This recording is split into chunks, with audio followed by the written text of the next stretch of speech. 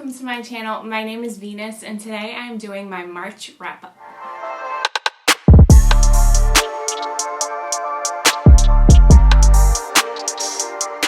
So March wasn't too bad of a month for me. I did read 10 books and I'm going to talk about the different genres that I read. So I've got my reading journal here. I read 1 cozy mystery, 3 adult fantasy books, 2 middle grade fantasy books, 2 romance, 2 thrillers. 1 is more of like a horror thriller. I had 2 3-star books, 2 3.5-star books, 5 4-star books, and 1 5-star. So not too bad overall. I love that I was able to get a good mix of genres in, and ratings weren't too bad. Overall, there was a couple that kind of fell flat for me, but good. Oh, I almost forgot. I did have 1 DNF, so I'll talk about that first. I forgot to put that in my pile. So the first DNF was actually one of my most anticipated romance reads for this year, and unfortunately I did not like it at all, and that is Hook, Line, and Sinker by Tessa Bailey. This is a second book in the Bellinger sister duo, I guess. This book revolves around Hannah and her love interest Fox. It's supposed to be like a friends to lovers romance, and I just didn't buy the friends to lovers. It's very obvious they both like each other very much, very early on. There wasn't really much of a friendship buildup in this book, and I just didn't like it. It was super corny. They were always in their heads saying really just cringy things about each other, and in the beginning, like quickly. I just didn't buy the friends to lovers romance in this, which is unfortunate because I usually do really like Tessa Bailey books. I loved the first book in this duology. I guess that's what this is. I don't know if it's going to be how many books are in this series, but the first book was It Happened One Summer, I think. Yeah, It Happened One Summer. And I really, really loved the first book, but this one I couldn't get through. I even tried to listen to it on audiobook. The audiobook was available at my library, and I think I listened to it for like 20 minutes and I was like, I can't. So unfortunately I did DNF this book. So let's get to the books that I did finish for the month of March. The first one was Finlay Donovan Knocks 'Em Dead by Elle Cosimano. This is the second book in a mystery series. The first one was Finlay Donovan is Killing It. This one was not as good as the first book, but I did enjoy it overall. In this book, actually, Finlay is trying to figure out who's trying to kill her husband. Her and her nanny, Vero, get into all kinds of crazy situations that are way over the top, but they're fun. There's kind of a little love triangle happening in here. Not my favorite, but it's not too bad yet. It kind of reminds me, if anyone's read the Stephanie Plum series by Janet Ivanovich, there's like 72 books in that series. Stephanie Plum is like a bounty hunter by accident because she needed money and she ended up being a bounty hunter for, I think, for her cousin Vinny or something like that, but she gets into all kinds of crazy things too. She also has a love triangle. It kind of reminds me of that. It's pretty much like a cozy mystery. She's like a sleuth type of character trying to figure out, trying to find these bounties, assignments that she gets. So this is, I don't know, it just kind of gives me those vibes, but I'm enjoying it. It's like a quick, super easy read to kind of cleanse the palate in between, some deep, heavier reads. So I enjoyed it. I gave this 3.5 stars. The next book on my list was also a really highly anticipated book that I wanted to read this year, and it fell flat.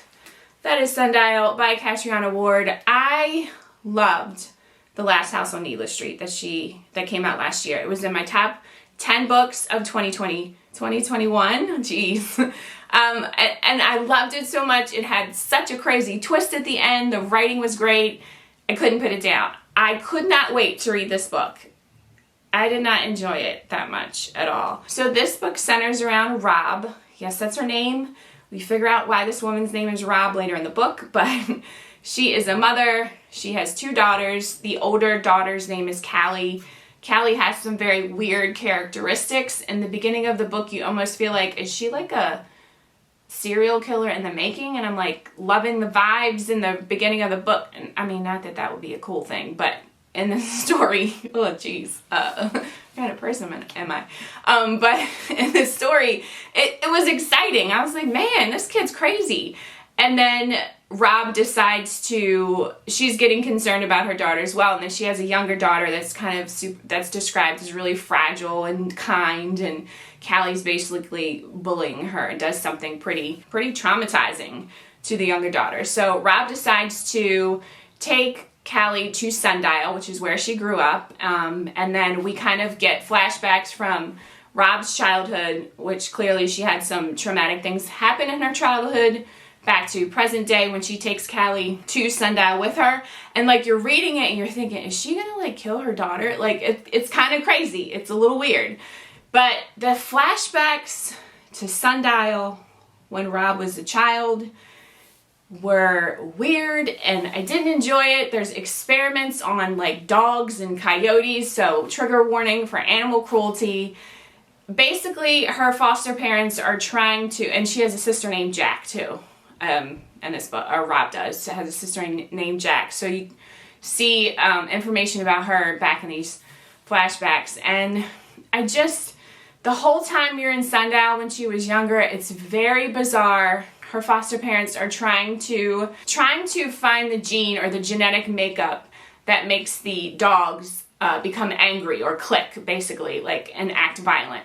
So they're trying to find that gene to turn it off. Now that I'm kind of talking about it, it is kind of cool how it ends. I did like the ending, but there just were parts of it that kind of dragged on and became just not good to me. But I did like the ending. I overall gave this a 3-star book. I don't want to go too much into it, obviously, because it is thriller horror, so you don't want to know too much, but it was a letdown for me, unfortunately. But I definitely will read more of Catriona Ward's books. I do think she has great writing. I just didn't really like the story for this book. It's a pretty cover, though. I do like this cover. The purples are beautiful. I always talk about my spinning wheel. If you're new here, I have a physical TBR list that it's 22 books in 2022 that I want to read that are on my bookshelves. One of them for the month of March was Wondersmith. So this is a middle grade fantasy book. So I did end up rereading Nevermore because I couldn't remember exactly what the heck this book was about. So these two, they were both quick reads. I gave them both 4 stars, middle grade. Centers around Morgan Crow, who's considered like a cursed child in the first book. Actually, there's like a group of cursed children that just die at their, I think it's their 13th birthday on this specific time period. I think it's called Eventide. She's scheduled to basically die on this date, her and all the other kids. She's considered to be cursed because anything bad that happens in the town, the people blame her for it. So she has to like sit and write letters to apologize for like dumb stuff, like somebody's food burned or it rained. I mean, like crazy things that they blame her for. And on the night where she is supposed to die, a man named Jupiter comes and saves her and takes her to a magical world called Nevermore. And this, in the first book, she has to go through trial, this like society. It's called the Wondrous Society. It's like this magical society of people that have all kinds of different either magical abilities or specific skills. And she has to go through a bunch of trials to see if she can enter into the Wondrous Society. And of course there's an evil villain in it, and it's cute. It's really cute. I gave it 4 stars. The second book, of course, she obviously makes it into the Wondrous Society, and she's in this like magical school with a group of other kids, and people are starting to come up missing, so she's trying to figure out what's going on, and it goes from there. It's fun. So this book ended up, it wasn't even on my TBR. I have no idea why I picked it up. I just decided to read it last month, but it's The Collective by Allison Galen. It's a thriller book about a woman named Camille who lost her daughter. Her daughter was murdered by this guy who got away free, and Camille is just grieving severely, has not gotten over it, does not feel he didn't get any type of punishment for what he did to her daughter. So she ends up basically getting involved in like this underworld, dark web group of other mourners who seek revenge. And it goes from there. I don't want to get too much into it, obviously, because, you know, thriller, no spoilers.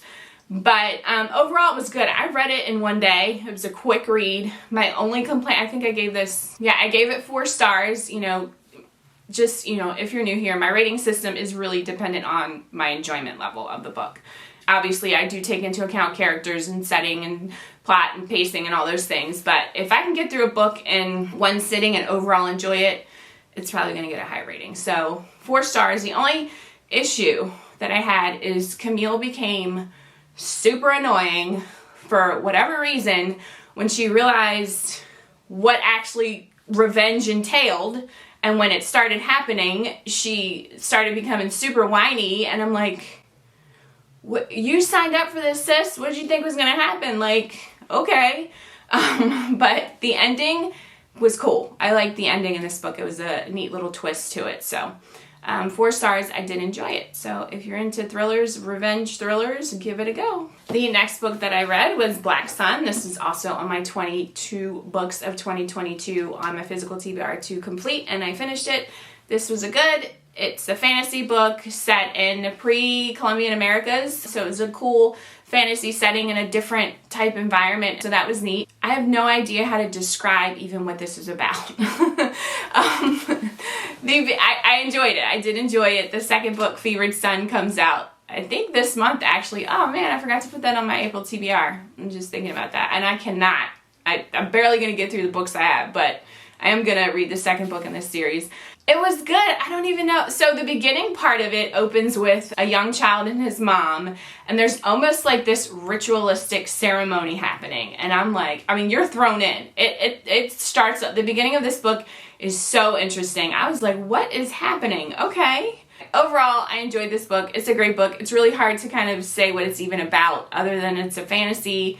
There's politics, there's religion, there's kind of struggle between destiny and what you really want, what your heart may saying you want to do, and what you're supposedly called to do. So the ending was wild. I can't wait to read the second book. And it was a fast-paced read. When people say this book is fast-paced, it was. I really, really enjoyed it. I gave this 4 stars. Only because one of the POVs was boring to me. I think it was a sun priest. Her POV was kind of boring. I have a feeling it'll be a little bit more interesting in the next book, but yeah, there was parts that kind of like, when there's multiple POVs, sometimes if other characters just have a better storyline, then I can't wait to get back to them, and that's kind of what was happening in this book. But overall, I did really, really enjoy it a lot. The next book that I read was called The Reunion by Megan Quinn, and this was a romance book. It had 6 POVs, so 3 are siblings, 3 of the POVs are the love interests. It was okay. I gave it 3 stars. It's called The Reunion because the children are kind of going back to their hometown in Washington State, in this like marina city where their parents own an outdoorsy type store, and they're celebrating their anniversary, some huge anniversary. So they're planning that, and the 3 siblings do a lot of arguing. There's the oldest, the middle, and the youngest. Each one has their, obviously their own personality and their own issues. And the bickering and the arguing kind of got, I don't know, annoying. The book started off really fun. Megan Quinn can write some really funny scenes. I mean, I was laughing out loud. I was really enjoying it. And then we got to the siblings arguing. Some of the love interests I didn't really care about. One of the middle brother, he ends up falling in love with his ex-wife's best friend, which is kind of like, it's just weird for me. So it was okay. I mean, I finished it. It was entertaining. I love a good like family drama type thing, and it was mostly the siblings just being dumb. The parents were cute. The father is hilarious. He's got some health issues that were kind of sad, but overall he is super funny. One of the funny things that the dad does in this book is he's trying to keep up his motor skills, so he's coloring a lot. But the things that he likes to color are basically foul words, like bad words. And when he finishes them, he puts them up in the house in random places. So one of the words was in the bathroom when the son goes in there to use the bathroom, and it's like up on the wall. And the way that Megan Quinn described it, it was hilarious. It was so funny. So there's little like scenes like that in her books that are just so funny. And then there's other parts where you're like, oh my gosh, what is happening? So it was okay. I gave it 3 stars. The next book that I read was 7 Days in June by Tia Williams. This is also a romance book that I absolutely loved. Beautiful, beautiful writing style. There are some trigger warnings in this book, so if you have triggers, please look it up. I don't really like to go too much into specifics about trigger warnings sometimes, just because I feel like it can spoil a book. That being said, there are some triggers in this. I will say one of the major ones is drug addiction. This book is about Ava. She has chronic pain. She is an author. Her books are centered around smut and like vampires, I think. is what it was, like paranormal. So she kind of feels like, even though she's a well-loved author, she almost feels like she doesn't deserve so much of a spotlight as like other major like literary world-renowned authors. So that kind of made me sad. So she's dealing with that, and then the other character is Shane. He is another author, very well loved in the community. He just disappears though. He's very like a recluse. And so they actually had a very quick relationship for 7 days in June. Back when they were younger, it was an intense 7 days, like first love, strong feelings, some crazy things happened, and then they just parted ways very abruptly. So many years later, I want to say 15 years later, Ava sees Shane at like an author panel. He shows up, and you know, second chances, beautiful things happen, and it was just a beautiful book. Ava also has a daughter named Audrey that is hilarious. She was such a great character in this book. She has like, she's a teenager, I want to say like 17, and she is trying to like start her own personal counseling with her friends, like literally like making office hours to have her friends sit so she can counsel them about their issues. And she's got some good advice. I mean, I was like, okay, yeah, that makes a lot of sense. She was a great character. I loved her character. Yeah, it was a beautiful, beautiful love story. You know, some rough moments in it, obviously, but I really enjoyed it. I gave it 4 stars. The only thing I didn't like, and if you've read this book, there's a scene in it at a place called Dreamland, which is apparently some place where you can pay money to take naps. It's like a whole environment set up for you to come in and take a nap, and a specific scene happens in this place that I wish kind of would have happened somewhere else, because my brain was still thinking about, would you really pay to go somewhere and take a nap? Isn't that just called a hotel? Like, what? I don't understand. So, like, it's me. I was just like, I don't get it. But overall, great book. Highly recommend. It's beautiful. I will definitely read more of this author's writing, because she just has a way with words. It was very beautifully written, so highly recommend. The next book I read, another fantasy book, Foundryside by Robert Jackson Bennett. One of the main characters in this book is Sansia, and she is a thief. She's been assigned to go and find this very expensive object. She's going to get paid a significant amount of money if she finds it, because she lives in poverty, basically. In this world, there are merchants that each own almost like their own little cities, and the people that live within the city are very well off. It's very clean, and it has its own like governing system, and then anyone who lives outside of these merchant homes basically live in the slums. There's no laws. It's just like a free-for-all, a bunch of thieves, and she obviously lives on the outside of that. So the magic system in this book is talked about all the time. It deals with what's called scribing, when you can basically take the reality of an object and alter it. So in this book, they take like wheels, and there's like words or runes scribed onto the wheel to make it think that it is continuously moving forward, so it doesn't have to be pulled by horses. And weapons can have scribing on it to do certain things that they wouldn't normally be able to do. There is a sentient object in this book that I've really, really loved. They do get a point of view in this book. I loved them so much. Their sense of humor was hilarious, and I love books that have sentient objects in it. They're just always so fun and bring like just such a lighthearted almost feel to the books. So I really, really enjoyed that perspective as well. I don't want to say what they are, because that could be a spoiler, but just know there's a sentient object in it, and they're super funny. So overall, the main part of this book is Sansa has these powers where she can almost hear scribings. Like, she doesn't really understand them, doesn't know how they work, but she can hear them. So she can touch like a wall and know like different, like where different hollow places are that she can get through. This is what makes her such a good thief. So you can touch a wall and know that there's a secret compartment that she can hide in or get through. Or she can touch the floor of a building and know the entire floor plan. And the opening scene of this is kind of where she starts trying to go find this object she's been hired to steal. And there's a part with rats in it, and I hate rats. Like, oh, I hate rats. And it was written so well, and like, I'm like cringing just thinking about it. It was written so well that I was like, man, this book is gonna be amazing. And it was good. It was good. I've heard people talk about this book all the time. I couldn't wait to read it. I did not love it. I enjoyed it, but it's not like one of my new favorites, not yet. Maybe when I read the second one. The prose, I love the characters. I did love the characters.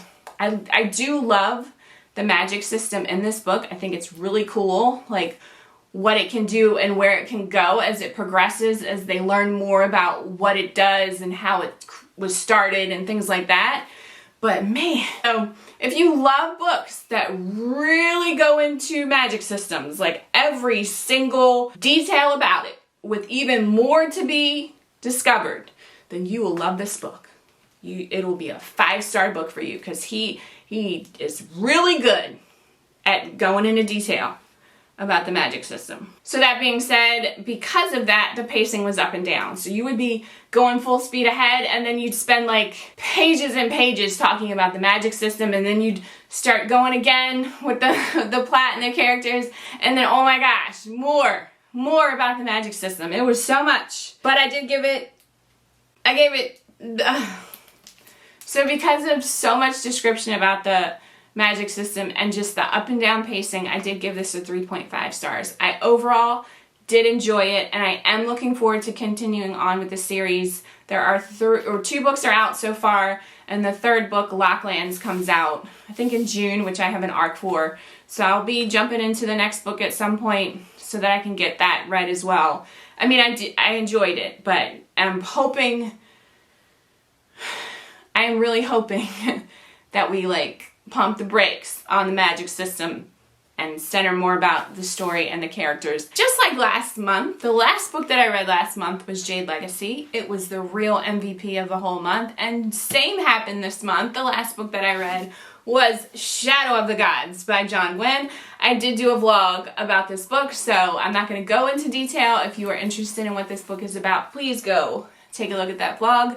But in a nutshell, because we all know that I can talk forever about a book, this is a Norse-inspired fantasy book that is fantastic.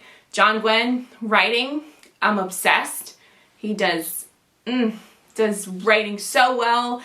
The fight scenes and the characters and the world, I can't even get my words out. The world building, so good, so good. That's all I'm gonna say about this book. It was fantastic. I love the characters. 5 stars. And I'm currently reading Hunger of the Gods, which is an arc, but it comes out on April 12th. So we'll have I don't know if I'm gonna do a vlog for that or just a review. I'm not sure.